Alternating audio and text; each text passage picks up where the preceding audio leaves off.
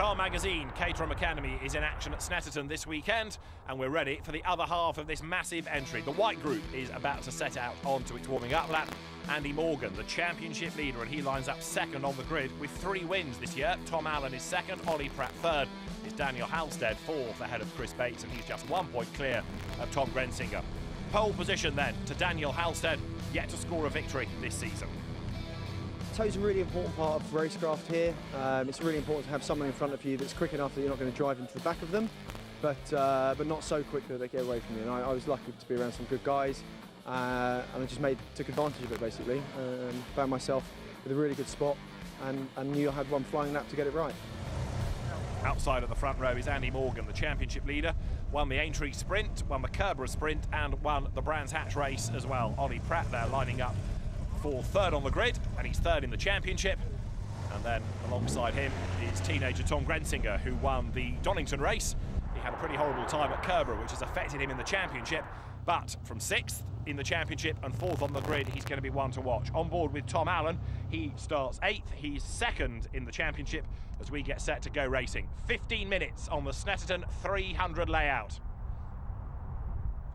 The drivers look then towards the gantry. That green flag says that everybody is back from the warming up lap. There's a 5-second board, then the lights will go red. And who is going to make the best start? Let's see. Lights go red, lights out. Good getaway from the outside of the front row by Andy Morgan. Ollie Pratt is away slowly from the second row. And there's contact in the background as well there. Bouncing into the air was one, shedding bodywork. That looks like it might have been Chris Bates' car, but the leaders dive down towards the right-hander of Riches for the first time. Chris Bates, having dropped bodywork, the man 5th in the championship, still fighting. Up to the hairpin for the first time. Race leaders overlap. Tom Grensinger on the outside, try to scrabble up alongside, and he's gone through. Gets past Andy Morgan as they come out of the hairpin. On board with Tom Allen now, down towards turn 3, the left-hander. And Allen has already benefited. He started 8th, and he's up to 4th, but he gets sideways and he runs out a little bit wide up towards the curb. And there's another one that's got even wider there, well out wide, and that is Ollie Pratt. He made a slow start, and he's now dropped even further back down the order. So Tom Grensinger, former mini stocks racer, leads the pack, and having had a win at Donington, he is very much the man to beat at the moment. Is he going to be able to hang on in there, though? He's got Andy Morgan behind him as the cars now head through Hamilton for the first time. Replay of the start, have a look in the pack, because it's sort of about row 4 and 5 where it all kicks off. Chris Bates into the back of Will Pratt. Wheel arches fly, and then this was what happened at Wilson. A big lockup from the leader, Andy Morgan, who goes almost up to the A11. Gets round the hairpin, but he's lost the race lead. And what happened to Ollie Pratt at turn 3? Turns in, back comes round, lots of arm twirling, corrects it. Goes all over the grass, still having to try and control the car, and people are just flooding past him. So Tom Grensinger it is who leads the way. Tucked up behind him, you've got Andy Morgan. And there, look, round the outside, Daniel Halstead, the pole man, up to 4th at the expense of Tom Allen. It wasn't a great getaway, but Halstead has gained a spot, but he could lose it back here, going into bomb hole, just able to squeeze round the front and hang on to the place. The leaders go through Coram for the first time. Grensinger up front, Morgan tucked up behind him and sawing away at the wheel here. You've got Tom Allen. End of the lap, Grensinger hangs on to the advantage, but only just, and the other danger in this now is becoming James McCall in 3rd place in the green car. Up to the end of lap 1 there, showing the signs of damage from the start. Will Pratt with the right rear wheel arch ripped off after he was climbed over by Chris Bates. Grensinger has the advantage, but he's also giving a tow to Andy Morgan, who makes the move on the outside and goes through. Grensinger slots back in behind him. Through Riches they turn. The top 3 pretty much has won now, because you've got James McCall from the 3rd row right on the back of that gaggle. 76 going through Richard Clegg, and the leaders are at Wilson, and Morgan now, instead of attacking, has got to defend. Tom Grensinger tucked up behind him. Somebody else in strife with a big spin arriving at the hairpin is Matt Topham. And Tom Allen, who is up into 4th place now, heads through turn 3. This is Matt Topham arriving very late on the brakes, tries to turn in, but the car is never going to achieve that at that speed, and round it goes. So he sorts himself out, gets back into the race, albeit many, many places lost. Now, race leaders go through. It is Morgan ahead of Grensinger still. 15 minutes of racing. Is Grensinger going to be able to dive through? Yes, he is, up the inside. Job done. Good clean pass going into Riches. Straight back onto the tail comes Andy Morgan, so Grensinger's going to have to defend on the way to Wilson. He doesn't though, the door's open. Morgan comes through. Now is he going to get the car slowed down in time? He does this time around, so he hangs on to the lead. If you're wondering about the TLS 48 number plate on the front of Grensinger's car, the TLS all refers to a family nickname.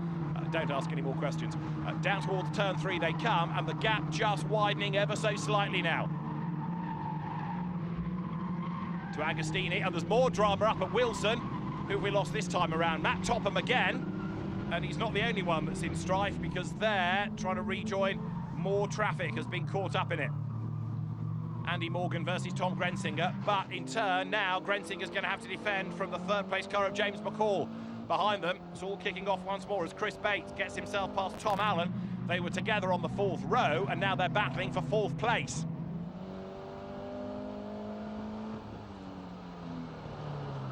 Through the infield they work.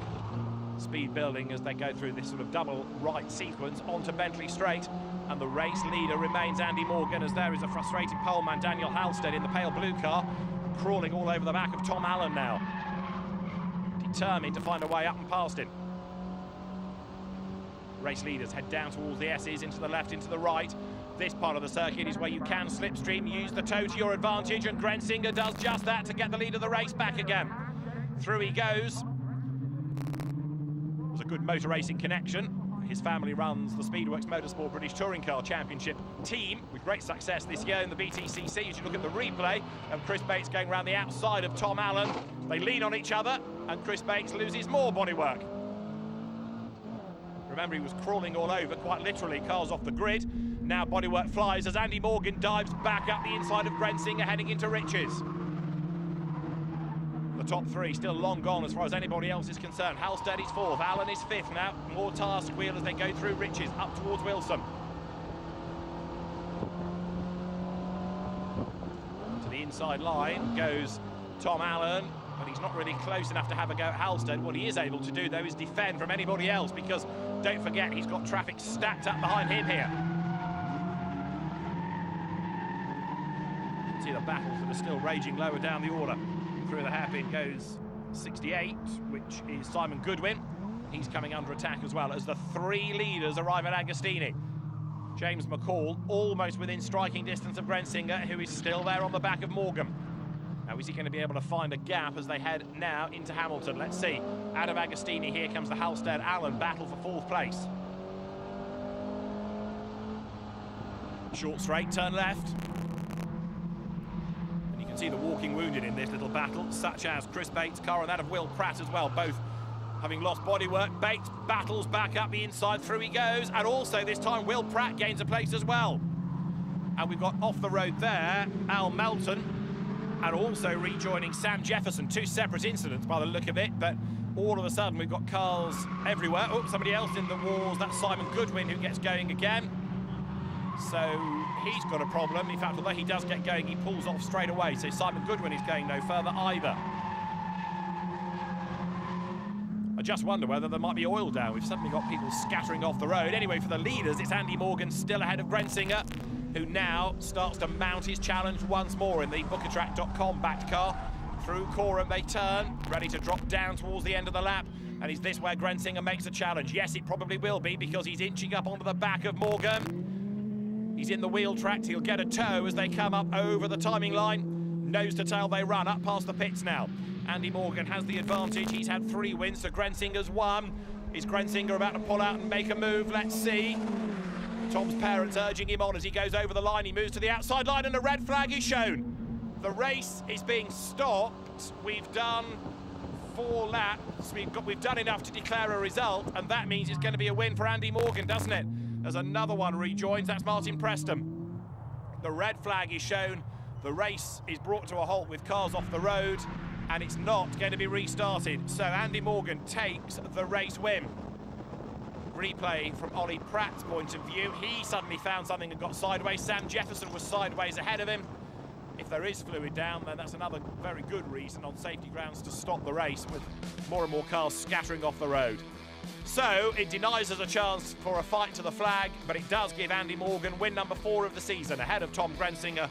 Coming through for third is James McCall, ahead of Daniel Halstead, Tom Allen 5th, and then Will Pratt in 6th place. Great fun race. I mean, the tow here, as everyone knows, is vast. So you can't pull away from anyone, and the guy behind is just coming at you, and it's just, well, fingers crossed, and you know, hopefully you can defend well and they don't get too close. And luckily we finished early, and I finished first. He was very close to him at the end, so I was getting quite worried, hence all of that.